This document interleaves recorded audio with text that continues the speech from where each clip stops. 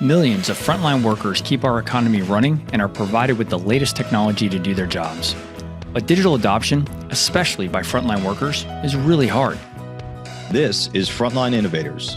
We explore how to overcome challenges and achieve success when we empower our essential workers. I'm Justin Lake. And I'm Gene Signorini. Together, we speak with experts who are leading the way and driving digital transformation to the front line. This podcast is sponsored by Skillful, on a mission to help frontline workers learn and use the technology needed to succeed in their jobs. Welcome to the Frontline Innovators podcast. I'm your host, Justin Lake, and I'm very excited for today's episode. We have another awesome guest on our show today. Today's guest is the General Manager of Field Service Management at GPS Insight. Please welcome to the show, all the way from the other side of the pond, Steve Mason. Hello, Steve. How are you today, sir? Justin, very well, thank you, and thank you so much for allowing me on the show. Really looking forward to it. This is an exciting area, and look forward to our discussions. Well, based on the quick introduction that we had prior to today, I feel like we're going to have a lot to talk about. And as we discussed, I think the biggest challenge we're going to have is trying to keep the number of topics limited to a short form podcast. So let me go ahead and get started and ask you the question that we ask all of our guests at the beginning here. What do you think is the biggest challenge facing the deskless or frontline workforce? We see it as being the impact of a shortage of shortages in the workforce in terms of skilled labor. That means that organizations are struggling to hire and retain their staff and develop them. So those frontline workers are under more pressure to deliver service to their customers with a growing expectation on what that service means, and to take on a broader set of products and all that pressure that goes with it. And that in turn means that some of them look to then move to other organizations, which continues to add fuel to the fire in terms of that pressure. And hopefully over time, increased technology can both make it easier for people to ease that pressure through providing knowledge at the point where they're delivering service, enabling them to resolve problems more remotely. So you need less people going out delivering service, and then creating an environment where people feel really comfortable joining this industry, field service industry, and they can get up to speed and be productive much quicker. So I think it is that shortage which is putting pressure through the whole cycle. There were a lot of amazing things that you said in there, but one thing that really caught my attention was our need to do better, our collective need to serve the men and women that are working in the field, to give them knowledge at the point of where they're delivering their service. Talk me through that a little bit more. I'd like to drill into that. What do you mean by that, and how do you maybe see that being most effective? Yeah, no, so you've got dimensions happening such as people taking on board more and more products to support. You've got aging products, new products being introduced.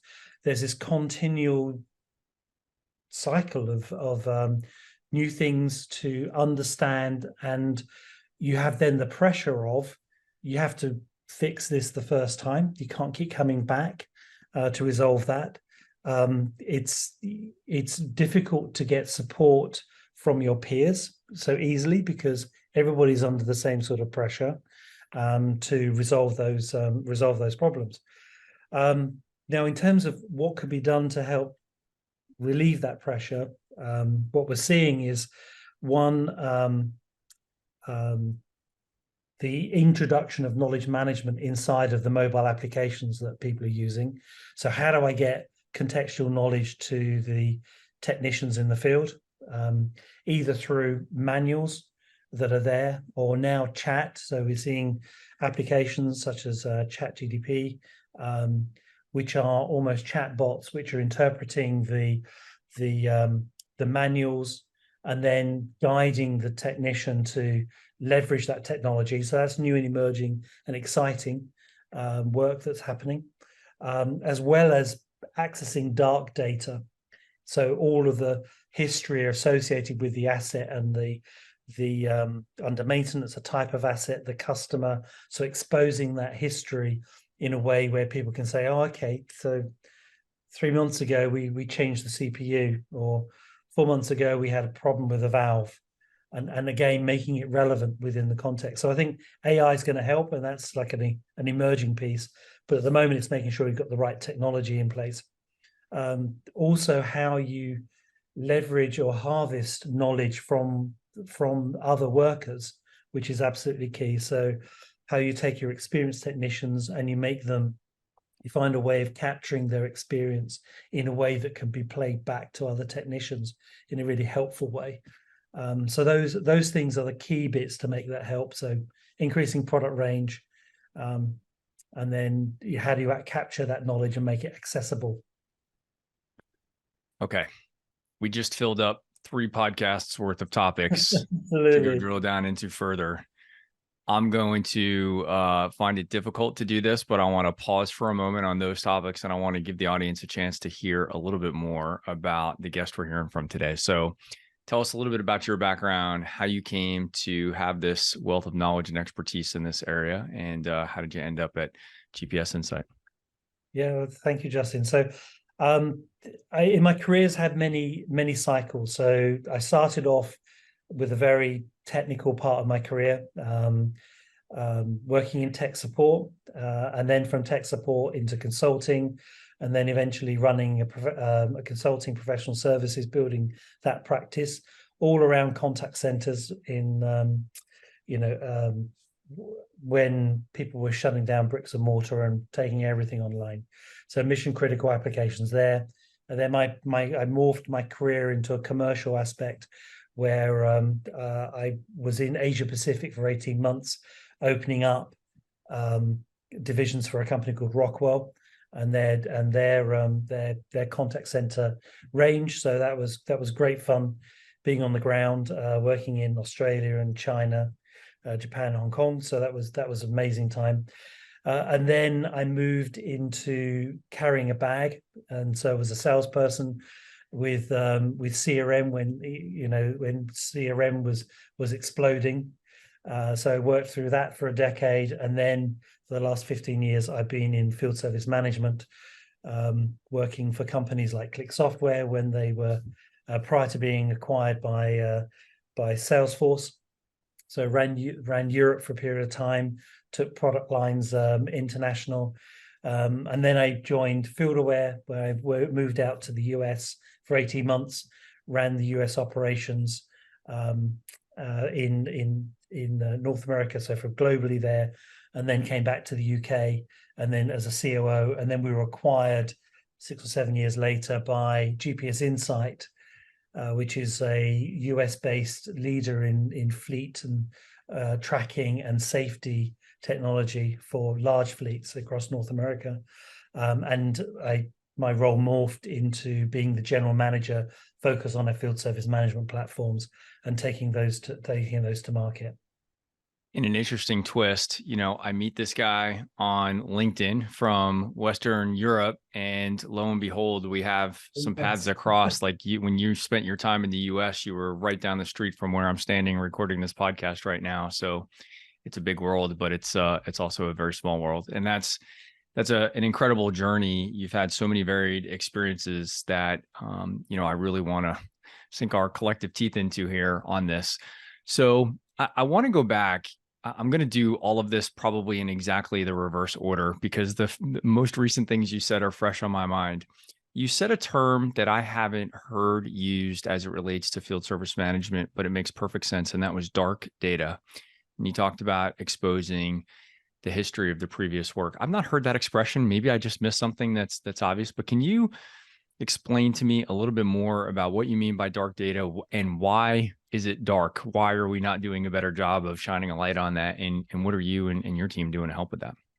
Yeah, no, certainly. So field service organizations have been collecting data, for some for decades, but for a long period of time.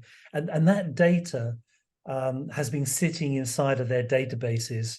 And it's dark because they've never had the tools to be able to access it. And quite often the architecture of the systems that they've got don't lend themselves to allowing access to that data. And that's like, you've got the detail of the service orders that were work orders that were completed, what was done, how long did it take, what parts were used, who did it, how many times did they have to go back and fix it, when the asset moved from location to location. Unless it's joined up, you lose that history. If the asset is then is moved to another customer, so a supplier brings it back, refurbishes it, and sells it on to another, or rents it on to another supplier, that data's connections are lost. And so it just sits there as dark data. It's there, but you can't access it. What we're doing at the moment is that we are actually streaming that data into a data lake. And then we're using new tools such as Sigma and Snowflake to expose that data, so that we can create searches and intelligence around really very low level data that's exposed for the first time, shining a light on it, where we can create these insights which enable people to really view how they're going to deliver service in a very different way, because they can take all of that history into consideration. And so that's what we mean about dark data. And it's that technique then to expose it and then leverage it as a business tool to help technicians in the front line to be able to leverage history to help them to deliver better service, and help the organization understand the patterns around failure and how they can improve those to give better service for their customers. And that's critical when you look at the organization, you look at the trend in the industry that's gone from, break fix to service contracts to preventative maintenance, and now is going to preemptive uptime as a service type offerings, where the risk moves from the customer to the supplier, because Right. it's now the supplier's responsibility to deliver service, to keep it running. And if they get that wrong, then they're losing money. So they need access to that dark data. So that makes perfect sense. And I appreciate you giving me that clarification. So now bringing it back to the concept of technology adoption, which is what this show is all about, how do we make sure that the humans in the mix aren't left to be the weakest link in that solution? Because we can throw a lot of technology at this, but at the end of the day, there's very likely to be, especially in a service organization, there's likely to be a human that needs to leverage the data that we've now exposed and shined a light on to actually affect their day and how they service that equipment or that customer. So what do you see being some of the challenges that are happening in terms of, are the techs embracing this, or are you making the data and information available to them and they're just ignoring it? Like, talk me through some of the adoption challenges to changing the way that they think about their role and how they can use that information. Yeah, no, absolutely. And it's all about empowerment. So you have to move away from relying on the individual to connect the dots, because that can't be done. I mean, for the very reasons we talked about at the beginning of of our discussion, people in the field, people in operations, are under huge pressure to deliver, and they don't have time to do extensive evaluation and analysis. So you need to provide them with the right tools, enable them to be able to do that, and then you need to present that in a way where they can interact with the data. So it's not just dump the data in a half-analyzed form, allowing somebody to try and work through it. It's actually providing then an interface that allows them to interact with that data, so that they can quite quickly be guided to a set of reasonable outcomes that they can then choose and work from and give feedback from that. And so that means, one, you need to sort of prepare the groundwork in terms of the technology. From a company perspective, you need to step back and work out what are the outcomes that you're trying to achieve, because it's not just digitizing your old processes. It's thinking about what business outcomes do I want to achieve? What experiences do I need to establish for both the customer and my employees to enable to achieve that, and what are the business processes that will facilitate that consistently. And then you look to digitize that new set of outcomes that are required, that new process that leverages the data, leverages technology to achieve those outcomes.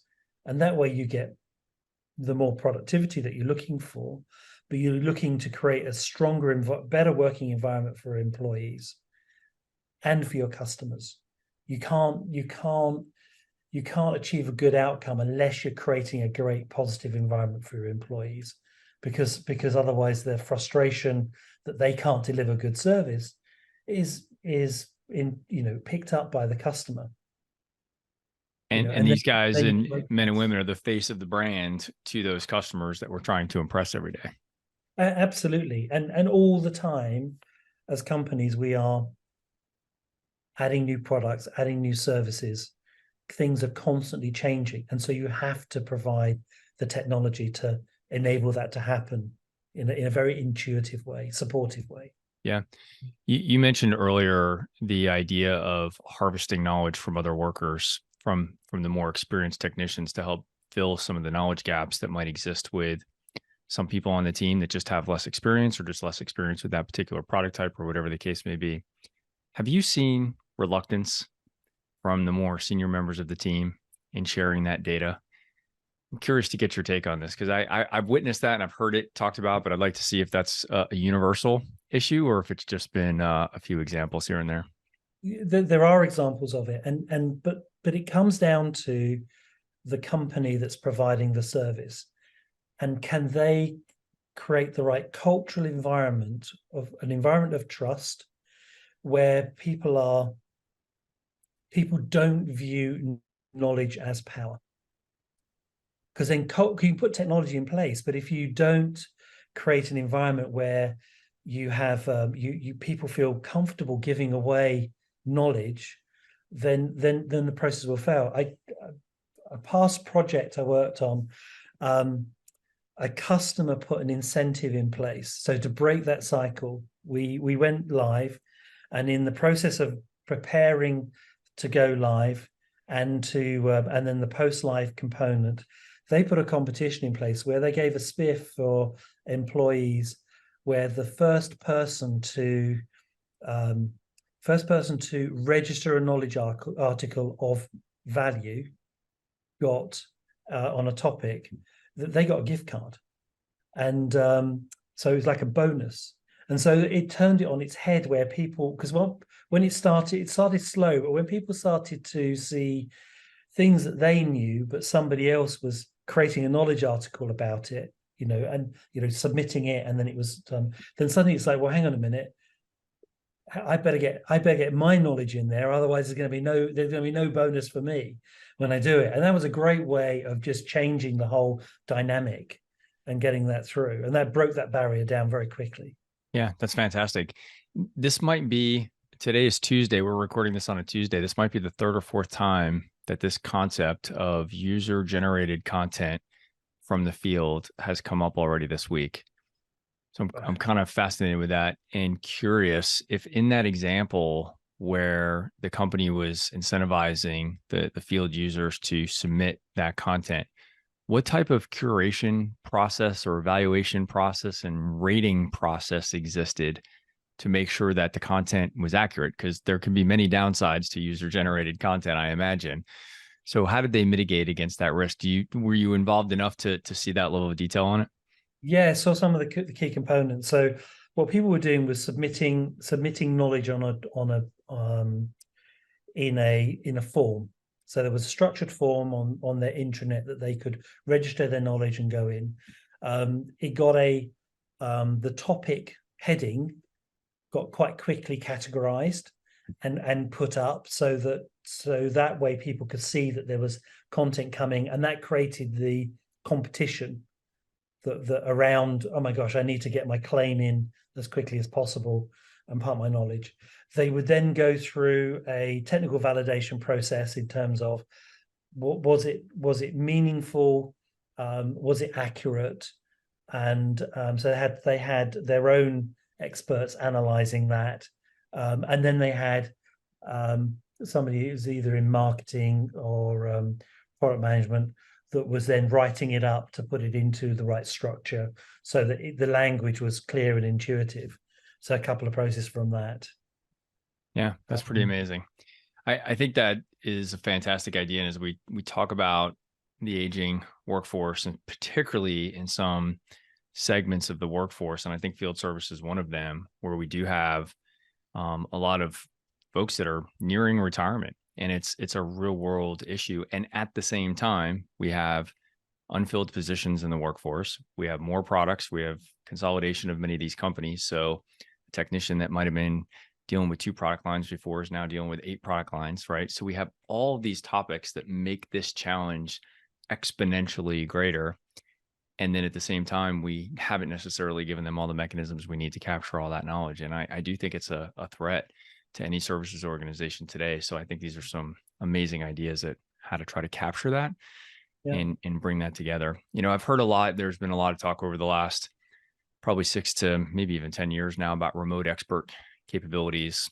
So solutions that we've talked about before, like Help Lightning and LibreStream and solutions like that, to try to extend the reach of those employees in a real time. But what you described is a way to kind of gather that data and archive it so that it's available, indefinitely. I think that's an amazing way to think about it.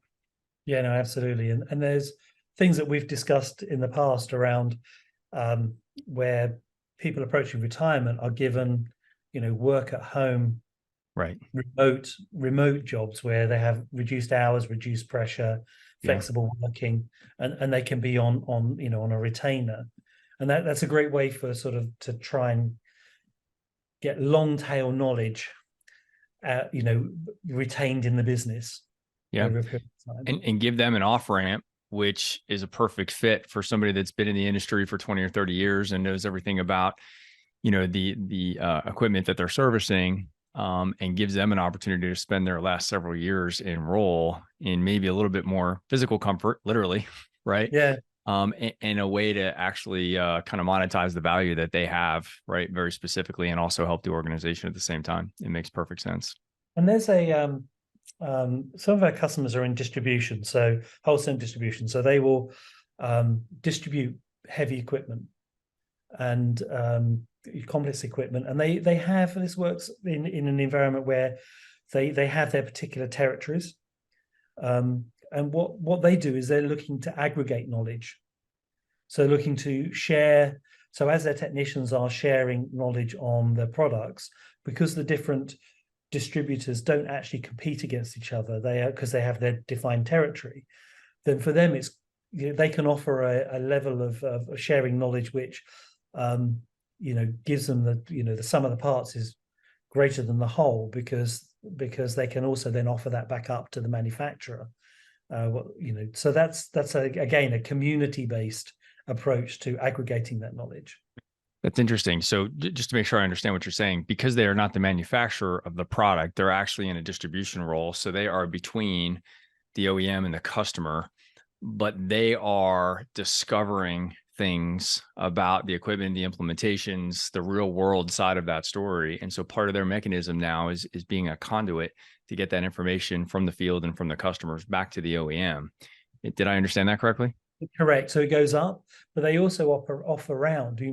Your customers that are in this the wholesale distribution with fixed boundaries, and they share their knowledge around and up, so they get this aggregation. We have other customers, for example, that are focused on using IoT sensors and analyze. So they're offering a uptime as a service, and what they do is that they share the data back up to the manufacturers. So the manufacturer could then take that data into the product, to their product management team, to understand, that whole process. When it fails, why does it fail? And what could we have done to prevent this next time? And do we have a problem with a chronic issue with a part or something like that we need to resource from a new vendor and things like that, right? Can they reduce their warranty claims? But which means that is their product more stable, right? Sustainable. And if they can reduce their warranty claims, then they can reduce they can reduce their costs, because their initial costs, can have factoring in for the cost of warranty claims. Of course. So there's an advantage that happens for everybody. And we have customers which are in manufacturing, and what they are doing is they are analyzing.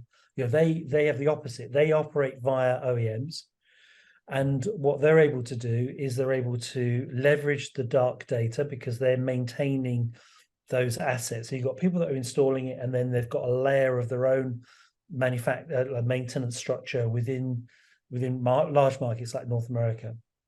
And what they're able to do is leverage their collected data so that they can identify warranty type issues faster than the traditional method of it coming back through the distribution networks, so that they can accelerate the identification, the fix, and apply it preemptively back down through the channel, so saving a fortune on warranty claims. It's amazing. I mean, the minute you shift to really an outcomes-based, model, and not just selling equipment and maintenance, it really just changes the way that you think of everything.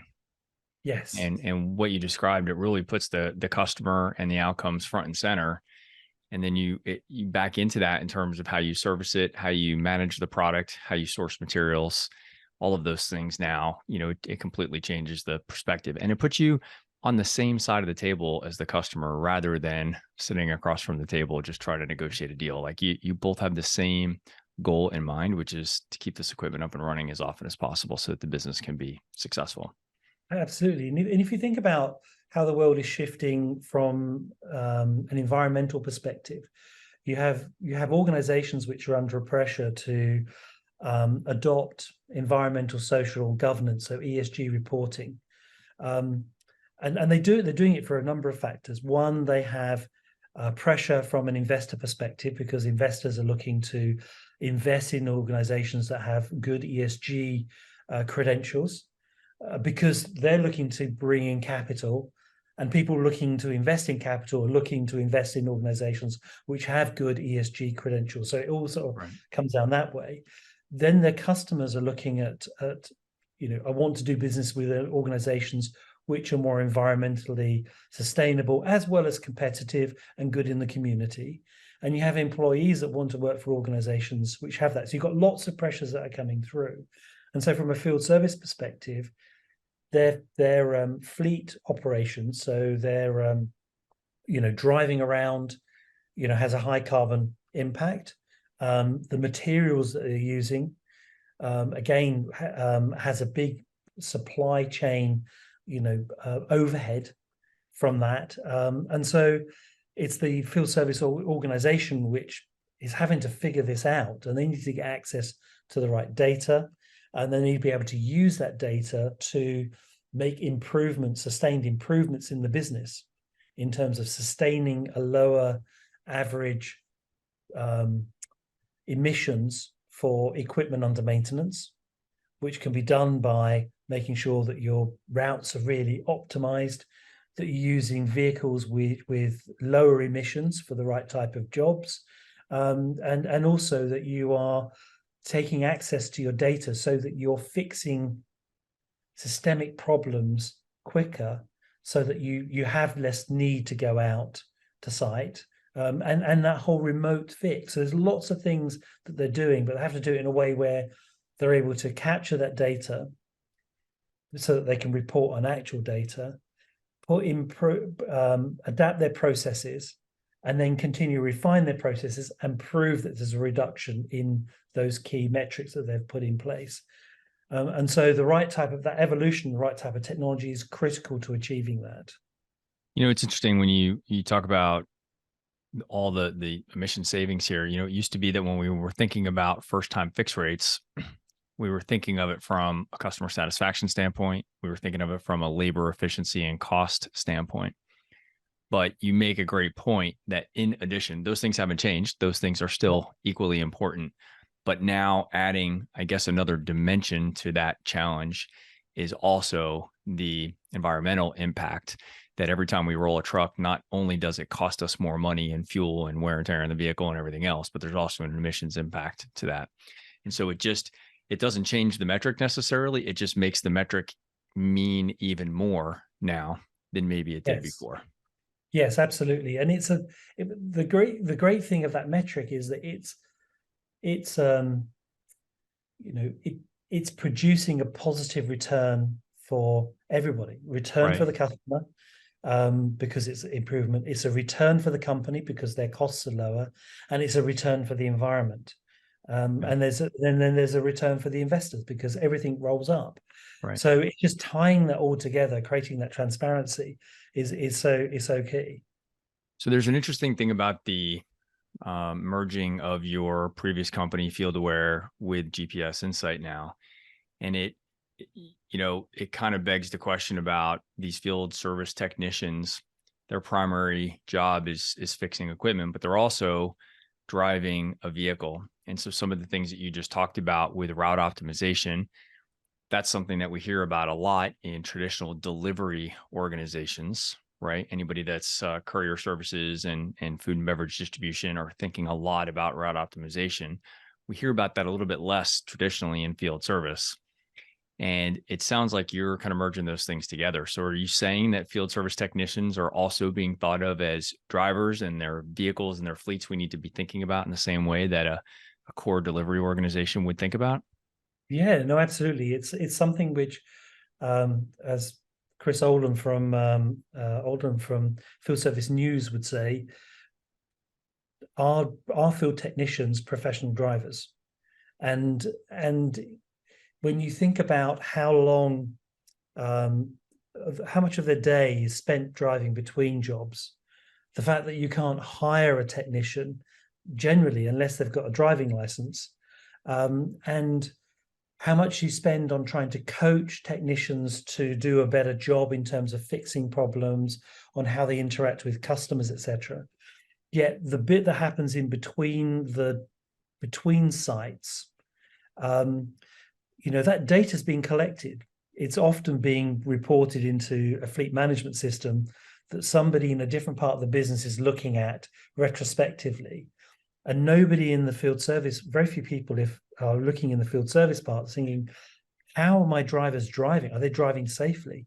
Am I putting them under pressure where I'm saying this is a P1 incident, you need to be on site, and I put pressure on them, and now they're speeding down the freeway, crossing lanes, braking harshly, potentially having an accident. They could lose their license, and if they lose their license, then they've got to go get another engineer, Everybody and that loses.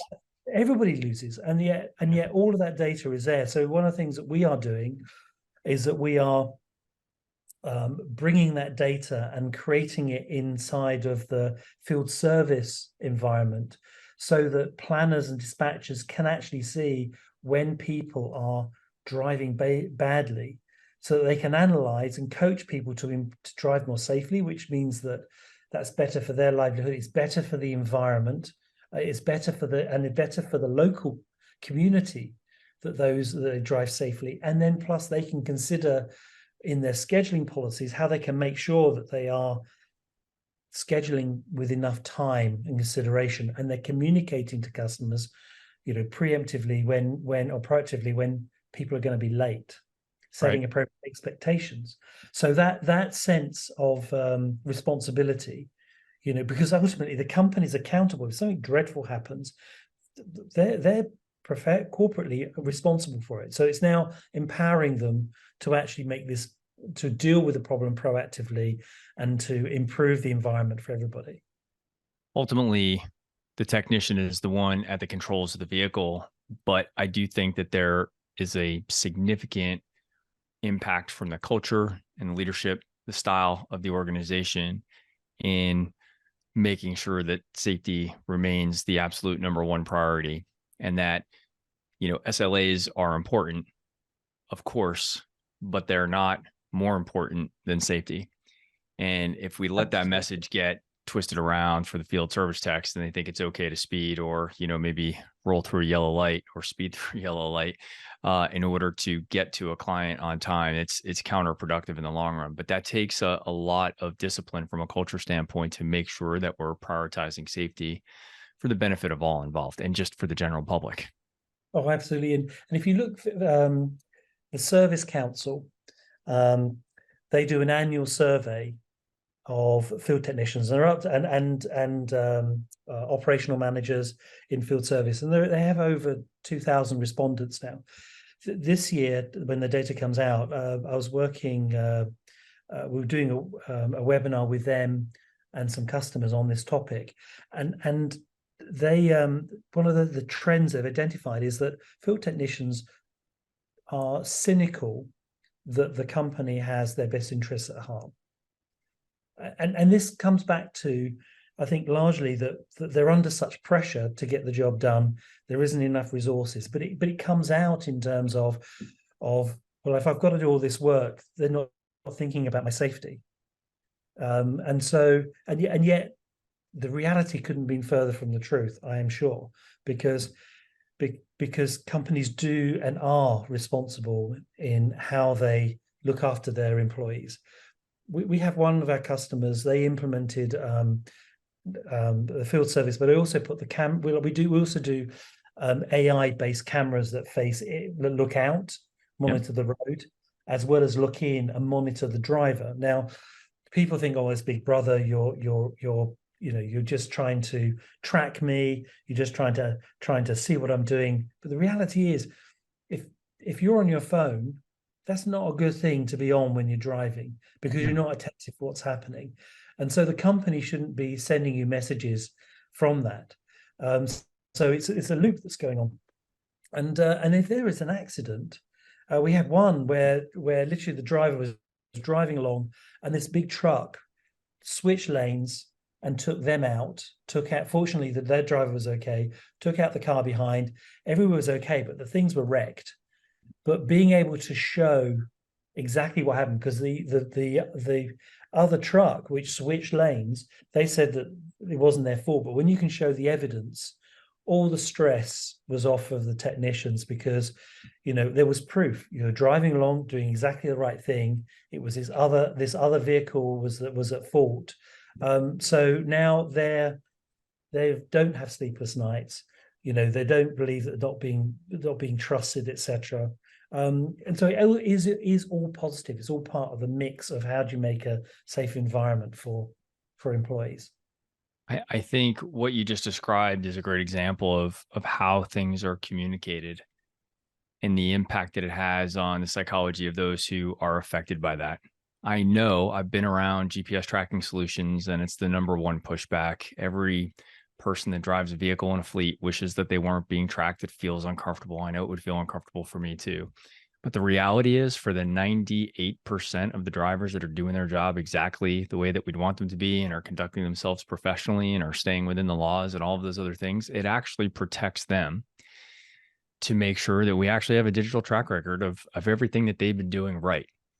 And yes, that is unfortunate in my hypothetical example. If 2% of the people are doing something wrong, then yes, it is going to hold them accountable and call them out for that. But it really protects the overwhelming majority of the team that are probably doing things the way that we need them to. And that, unfortunately, sometimes is lost in the messaging and how we think about change management. I think that's such a negative of so many of the projects that we see deployed with technology. And it actually speaks to something else I wanted to ask you about, because when we think about change management and we're rolling out technology to the men and women in the field, there's an overemphasis on getting the technology out to the field.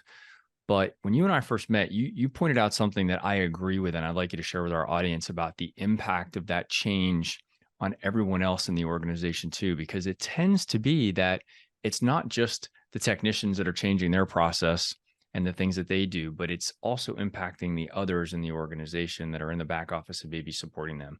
Can we spend a few more minutes on that? What are your thoughts on that? Yeah, no, absolutely. I mean, technology affects the back office as well as the technicians in the field. And when you think people are moving from understanding their process, so a position of strength through change, and we know that people, as much as we all say we embrace change, there is a degree of anxiety, whether it's a little bit to a lot, because, understanding the process is power. Suddenly the process changes and you feel like you've lost power. and you need to relearn and adapt, and people want to, continue to do a good job from that. So there are so many different ways that you can introduce technology. I think one of the examples that I gave was in the UK, where we had a large trades-based building firm. They had probably about 750 tradespeople across. They had depots up and down the country, and they wanted to have this rapid rollout. And to support the rollout, what they did was that they hired a large bus or coach, and they had it fitted for training, and they would go to the depot. They would do the training, and they would cover the dispatcher training as well as the engineer technician training. And then when they had completed their training, they were given their first job. So dispatchers scheduled it and sent them their first job. And the first job was to go out and do a safety inspection on the vehicle. And so they could complete the whole job end to end. And if that went successfully, then that's great. Then they would go off. If they felt uncomfortable, they could go back in and they could do some more training. And then when that depot was up and running, then they would go off and do the next one. And so they would literally traveling around the country with this rolling rollout. But what it meant was that there was good positive news coming in the organization because people felt comfortable with the technology. It got rolled out aggressively, but it wasn't this massive big bang where people were saying, I'm confused, the project is set up for failure on the first day. But it was just growing quickly, all based on success as it went through. I think that is such a great story. And, I think whether you use a bus or whether you have some other creative approach, the takeaway for me from that story is that adoption of the technology wasn't expected to just happen on its own. And I commend the team that was involved in that project with you for being creative, for being deliberate and thoughtful about the impact of the organization, and particularly the men and women on the front lines that were going to be, most affected by this.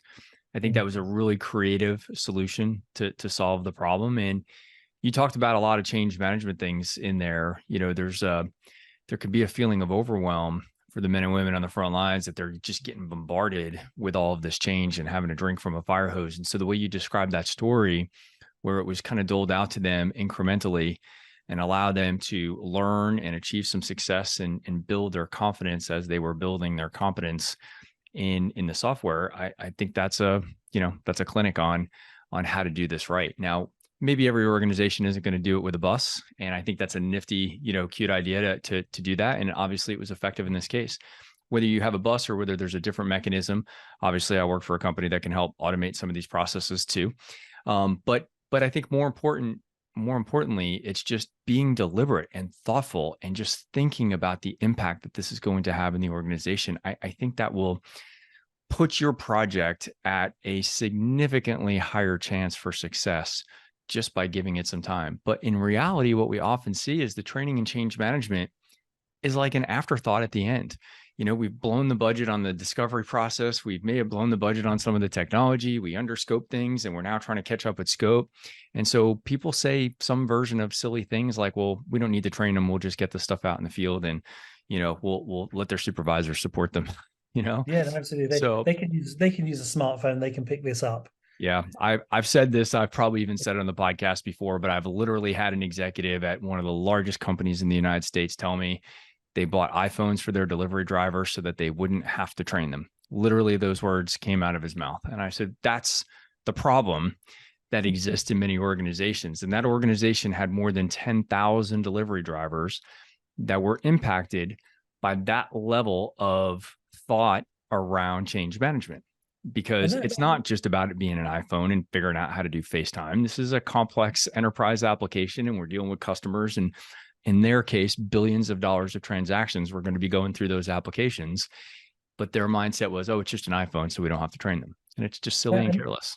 It is. And yet, when you look at projects, especially those that have a compelling go live date, I need to get off off of the current technology. I've got a new contract which is coming up. Yep. Whatever those are, you have that sort of, you can't really slip it.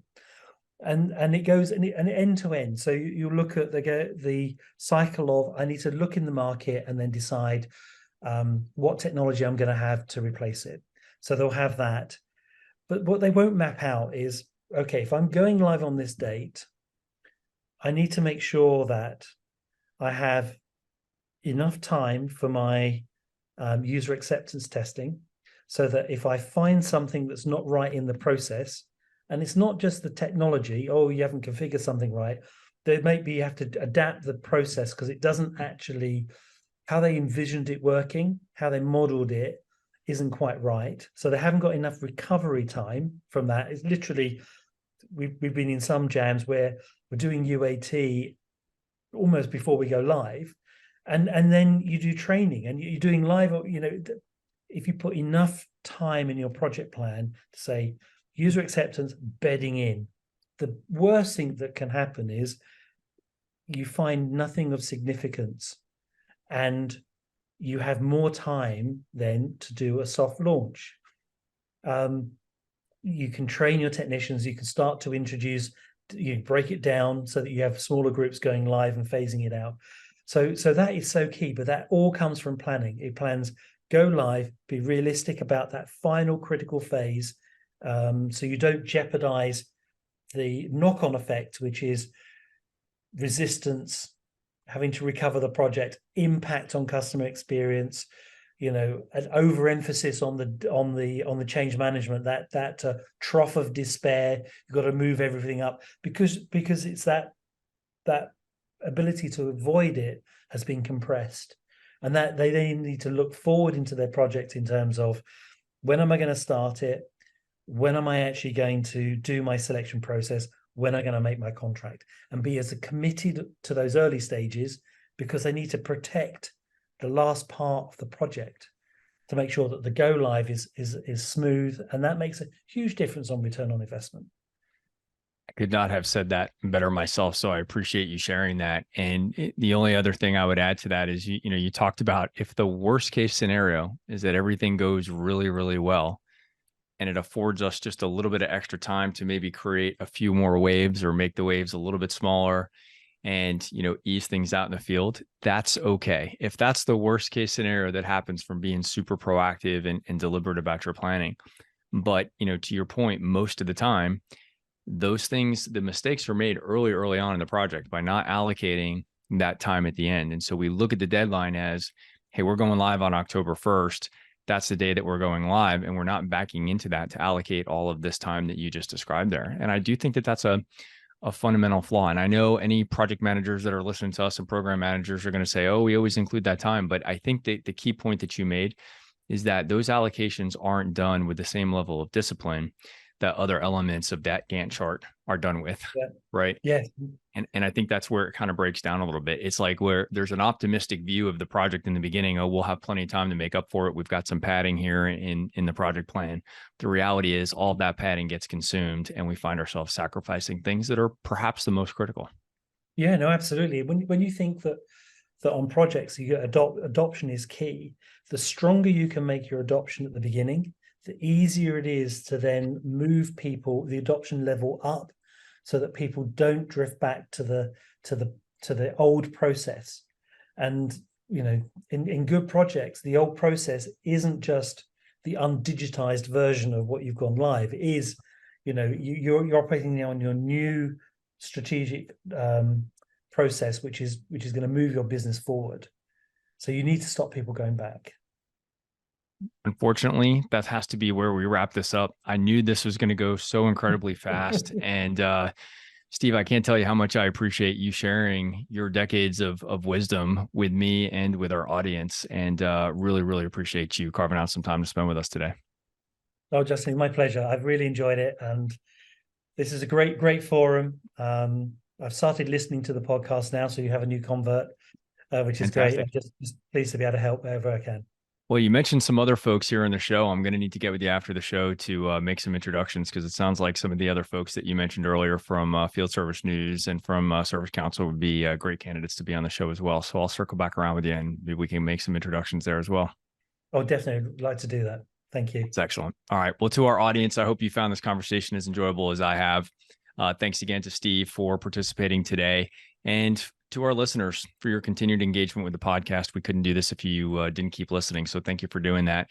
We're always looking for more ideas on the podcast and more guests. So if anybody out there has other topics that they'd like to see discussed, please feel free to come and join us on the Frontline Innovators LinkedIn page. Share your thoughts on that, and we'd love to get some feedback from you. And a friendly reminder that this podcast is sponsored by Skillful, the only end-to-end systems training platform that's optimized for frontline operations. So if you don't have a bus to do a tour to all the depots, but you're looking for a technology solution in this case, you can learn more about how you can solve those training challenges by visiting skillful.com. That's SKYLLFUL.com. Thank you. And I look forward to having you on our next podcast. Steve, thanks again. Thank you.